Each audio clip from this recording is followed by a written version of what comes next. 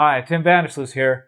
I was recently asked how to cut down on vibration when using a handpiece while you're carving to cut down on that tingly sensation in your hand. That's what's next.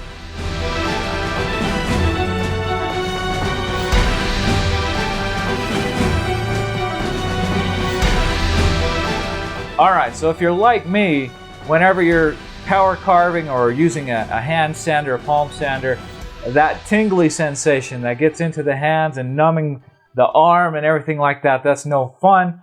It hurts sometimes, and finger cramps and everything else. So how can we cut down on the vibration that we get from our hand pieces? Now, these go with my flex shaft machine right here, and it's just a quick change system. It's very nice, but these units create quite a bit of vibration. Especially when doing large operations where you're roughing out something and got a lot of wood that you're working on at a time. One of the first things that I always do whenever I'm power carving, I take off my rings. Okay, that's the first thing. Holding the handpiece. See, I'm left-handed, and so putting that handpiece in my left hand with the ring on drives me nuts, and it just kind of adds vibration to what I'm already getting vibrated from. And so I always take off my rings. Now, if you wear rings, it's always a good practice to take your rings off. Any loose jewelry. Be careful with long beards. You get the picture, all right? Safety first. But how do we take out the vibration? Well, the best option, or one option, I shouldn't say the best because I haven't tried them all. One option is to get a pair of anti-vibration wood carving gloves, all right? Now, wood carving or not wood carving, they come in a lot of different styles and formats. This has it's like a gel padding inside, and the palm is leather. The outside is a flexible, breathable material that works really well. Now, typically, unless I'm really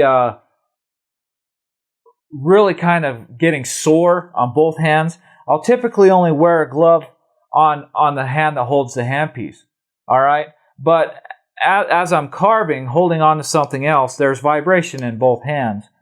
Now, there's a huge debate on to wear gloves, not to wear gloves. Is leather better than not? And I don't want to get into that debate. Okay, everybody's got their own opinion. I wear one sometimes. Okay, they're dirty. They get used. Okay,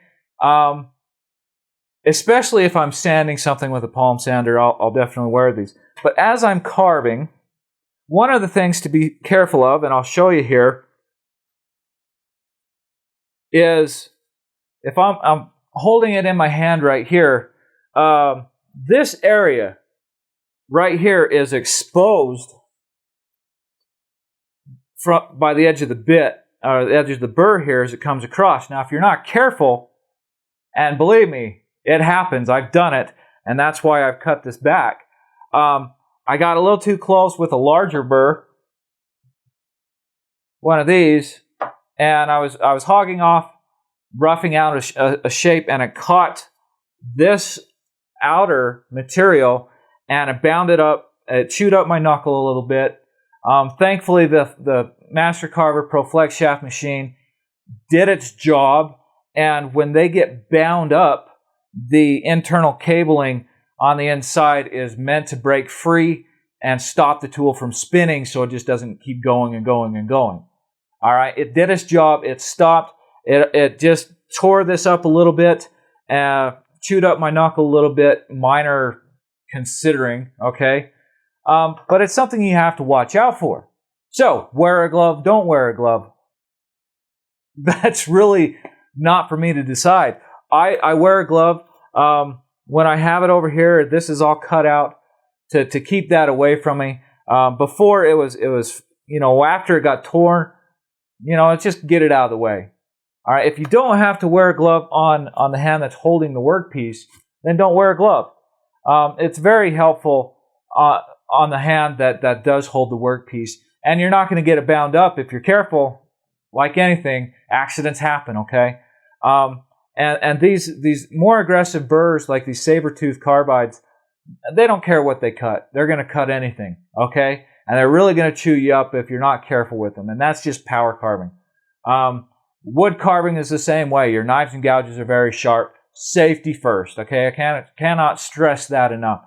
But there's a couple places. I'll tell you about a couple places. There's lots of different versions. All right, there's lots of different routes you can go, different price points, okay? It just really depends. You're going to have to do a search on the internet for anti-vibration gloves. Go to all the woodworking supply stores that you know of and see what they offer. A lot of them don't offer anything, but you should be able to track them down. To find something like this that I use, you can find them at highlandwoodworking.com. All right, highlandwoodworking.com has a pair that's very much like these.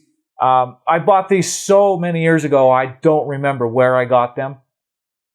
That's just how it goes. It was a good purchase. I use it. It helps. If you live in Canada, Lee Valley has, leevalley.com has a very similar padded anti-vibration glove. Okay, so there's a couple options for you really quick, but just do a search and see what you find. If you have that tingling and numbness in your hands a lot from power carving or using other power tools, it's something to look into.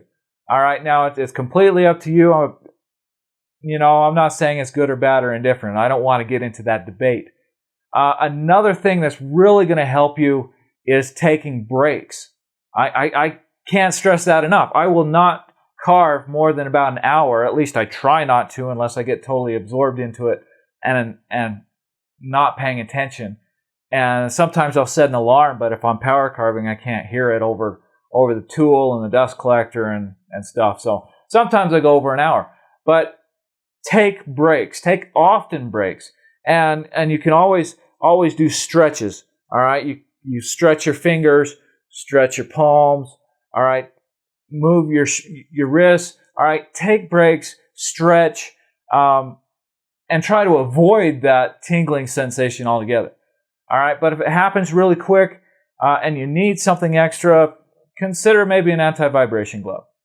All right? So that's what I got for this video. Be safe, have fun, enjoy all your power carving experiences.